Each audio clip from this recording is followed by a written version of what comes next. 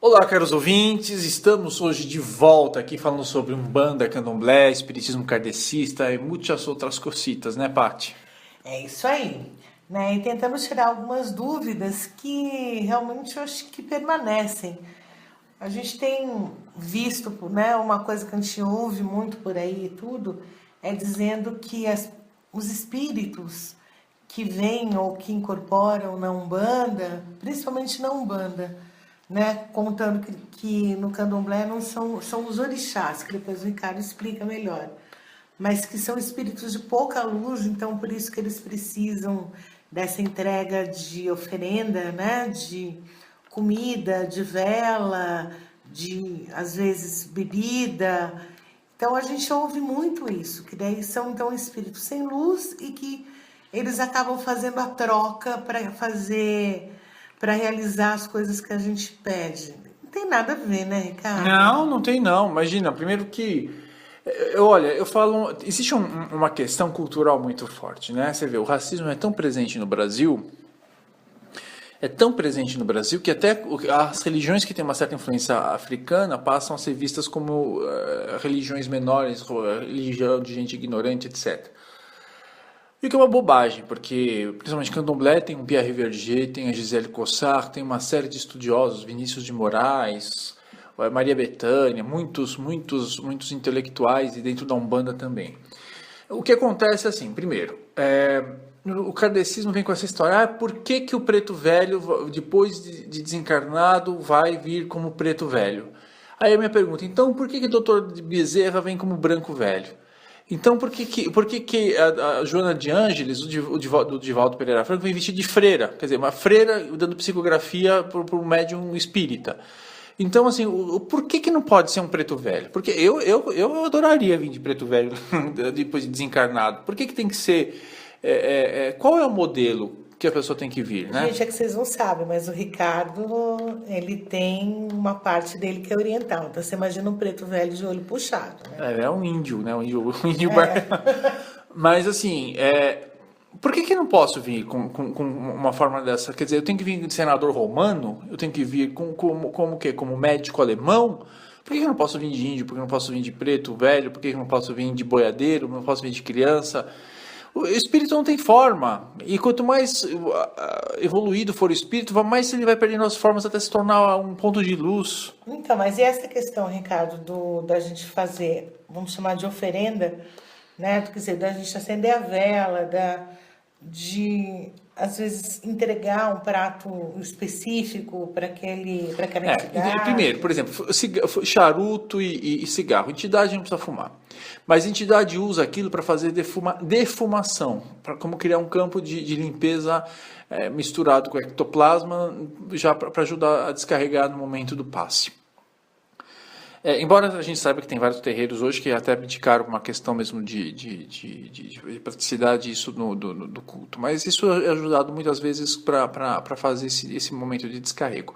Aí, as comidas, a mesma coisa.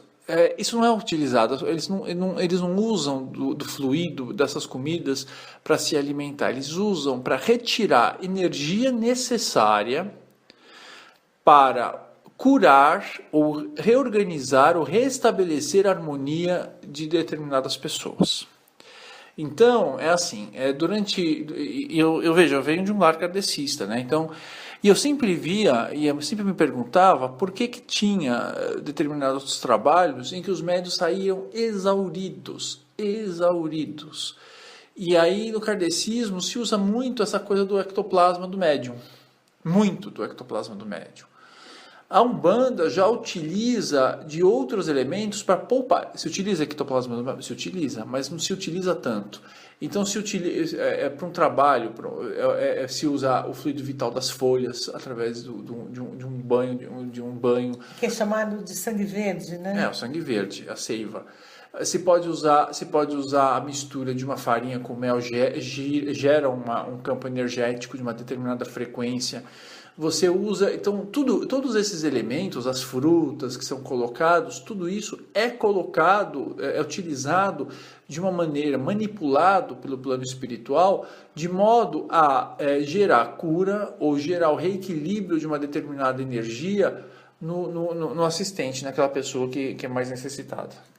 E o porquê a gente coloca em lugares específicos, Ricardo? Tipo, então você faz, né, na praia, que a gente tem visto que às vezes é uma prática comum, ou faz na encruzilhada.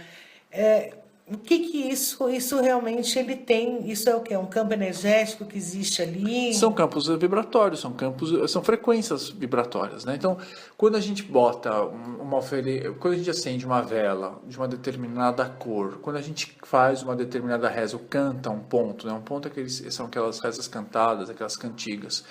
Quando a gente oferece um determinado alimento num determinado campo vibratório, a gente está mexendo com a energia respectiva daquele orixá. A gente sabe que existe um desequilíbrio ou a necessidade dessa determinada energia no assistente. Então a gente cria uma série de instrumentos para que isso possa, de alguma maneira, ajudar a pessoa necessitada a restabelecer a sua saúde física, espiritual, energética e emocional. Eu acho que é interessante você explicar, Ricardo, a diferença entre orixá e entidade. O orixá, ele é uma força da natureza, eu diria, né? A entidade é uma pessoa que morreu, ponto. Eu morri, você morreu, alguma vida... Não, gente, a gente não morreu, a gente está aqui, é de verdade. Em outras vidas reencarnamos. Então as entidades são pessoas que já viveram entre nós, que vão reencarnar novamente, e assim sucessivamente. Então são pessoas com uma consciência. O orixá não, o orixá é uma super consciência. Então assim, da mesma forma que o que a gente chama de entidade... Dentro do kardecismo, são os espíritos que vêm dar uma mensagem, os espíritos que vêm fazer um trabalho, é a mesma coisa. São os espíritos, são os guias, são os mentores, né? São os mentores.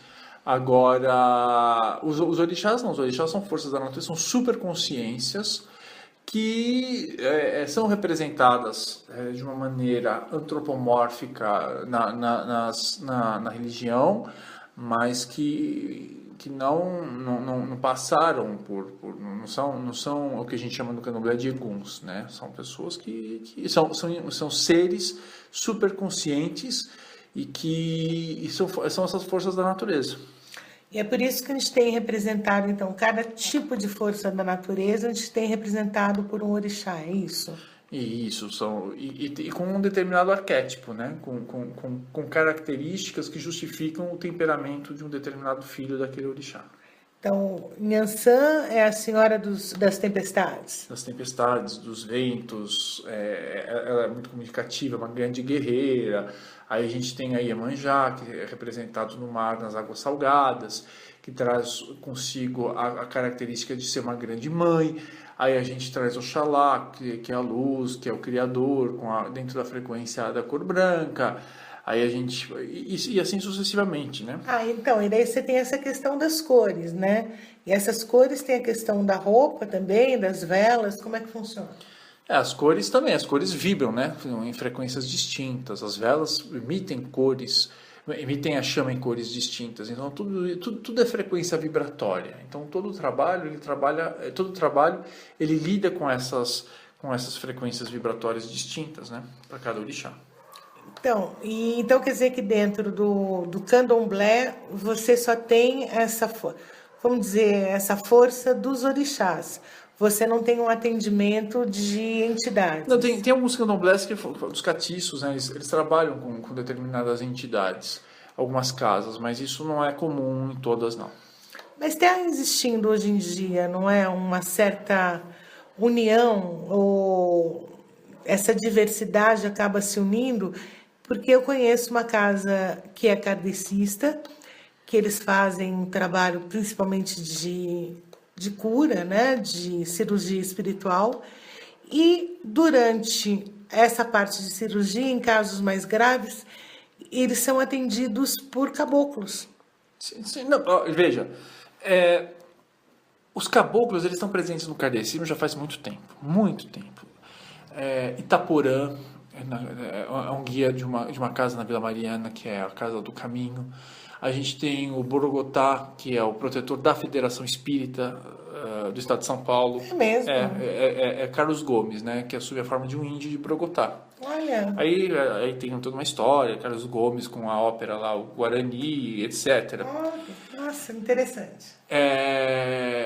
A gente tem, eu conheço lá o Centro Espírita Irmã Sheila, que trabalha com o Cacique do Amor, quer dizer, os índios sempre estiveram presentes. As crianças também, muitas casas espíritas você tem a presença das crianças. Agora, de um tempo para cá, houve vamos dizer, entre aspas, a palavra não é correta, mas a invasão, vamos dizer, de uma série de entidades, de pretos velhos, por exemplo, em vários trabalhos em vários trabalhos kardecistas. O médium Robson Pinheiro, que escreveu Tambores de Angola, Ruanda, ele ajudou muito nesse sentido, porque ele trouxe uma nova visão sobre isso, né? A possibilidade de um convívio harmonioso entre a Umbanda e o kardecismo. Ele diz, elas não precisam se misturar, cada coisa é uma coisa, mas nada impede que se trabalhe de uma maneira fraterna. Até porque nós sabemos que na alta espiritualidade não existe essa coisa de religião, não é isso? Isso é tudo, isso é uma necessidade ainda do nosso plano. Nas outras dimensões não existem esses limites, não existem essas fronteiras. O que existe é a fraternidade universal.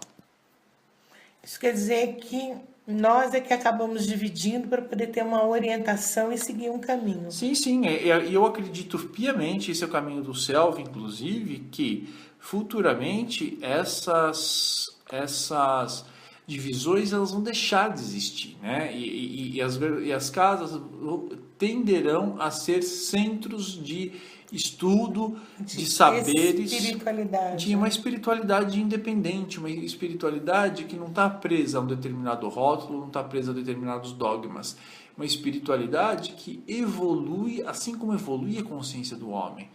No momento em que as pessoas elas vão deixar de seguir determinadas regras simplesmente porque elas são impostas e elas começam a entender a lógica da natureza, a lógica das coisas.